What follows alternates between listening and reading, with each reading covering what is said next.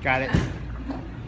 All right, you guys, David D'Amico here with D'Amico Dance, and we want you to be a better dancer faster, so be sure to subscribe to our YouTube channel and give our videos a thumbs up, and go through and check out some of our other stuff here. We have so much content. Please do that and share it with the world. It's free, and you should be watching it and learning from some of this stuff. So this particular week, I've got Allison Carr helping me out with the material, and thanks Gilbert for requesting that we do a piece of Maxons and Delena.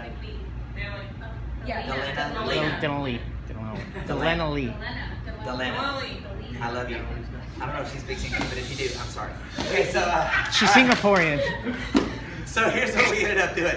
So he did this piece where he was in a closed position. He gave her a no-hand free spin, where he brings her in at the end of this crazy cool move that he did. You're welcome to try that all by yourself, but I was going to keep my back intact. Maxons, you're double jointed. You shouldn't hurt other people by doing these kind of cool moves. All right, so what we did is we go 3, 4, 5, and 6, and took that off with a cross hand 7 and 8. We did a pull through to a syncopated peekaboo. So this ends up going 1, 2, and 3, 4, and 5.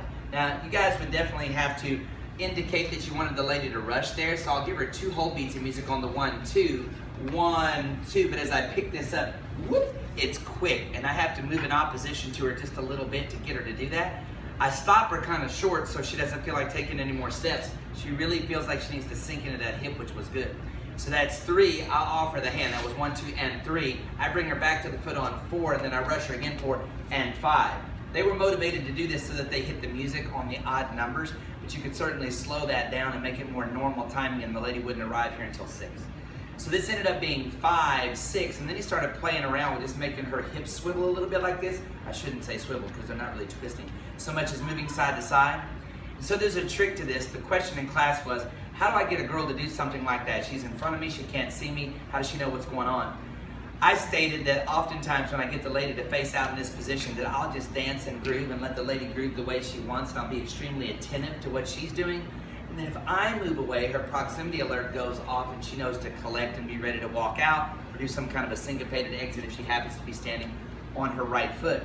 In this case, we're being a little more specific in getting the lady to do what we want her to do. So I talked about how I'll use the bottom edge of my hand to send her hips sideways. It doesn't really have any rotation, but I'll use the bottom edge of my hand and the top edge of my hand to entice her to do this. Meanwhile, I'm using my left hand that goes stop and go, and stop and go. So I get her here on the 5, 6, and I'll send her into 7, 8. He went 1, 2. You can play with that music the way you want, but it just so happens that he got her back to this side on 2.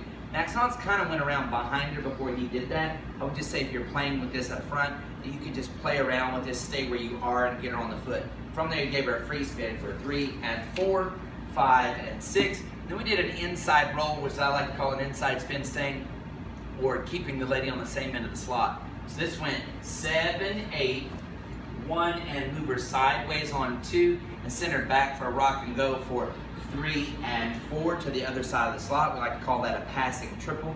So it's a rock and go and sending the lady to this side. A lot of guys try to do this movement, but don't turn the lady's belly button to face back down the slot. So you guys recognize that wherever your palm is facing represents where the lady is facing. So when I got her here, I'll do that again from 7, 8. It goes 7, 8, 1, and 2. Currently, obviously, my palm is facing me. When I give her this rock and go on the 3 and 4, I have to switch my palm to face that way if that's where I want her to face for 3 and 4. From here, we gave the lady another no-hand free spin, and you ladies did a syncopated spin on the end of it. So if this went 5, 6, she went 7 and 8 and 1, 2. And that was the end of the first song that they happened to dance to, so he didn't pick her up. But you can always pick her up. If she ends up being a little far away because she's added this, and ladies, anytime you get a free spin, you have the option of syncopating that without adding any extra beats. So on a normal free spin, she would go 1, 2, 3, and 4, and that's the normal distance away. 5 and 6, that's just a 6-count pattern. If she chose to syncopate that spin, she's going to do it in the same amount of time. She would go 1, 2, 3, and 4, and 5, 6. And if she ended up being a little farther away, I would just be really cool about how I picked her up. One way that you guys can always be a little cooler when you go to get her is to not stay square. So anytime the lady is too far away, the last thing you want to do is be square to her and go get her. So if you just give it a little bit of an angle either way when you go to pick her up, either side, and then you can move away, establish connection, and move around, okay? So from the top, this went 3, 4, 5, and 6, 7, and 8. 1, 2, and 3, 4, and 5, 6, 7, 8. 1, 2, 3, and 4, 5, and 6, 7, 8. 1, and side 2, 3, and 4, 5, 6, 7, and 8, and 1, 2, and let you up and go into whatever you want. Thank you very much, Allison. That's what we did.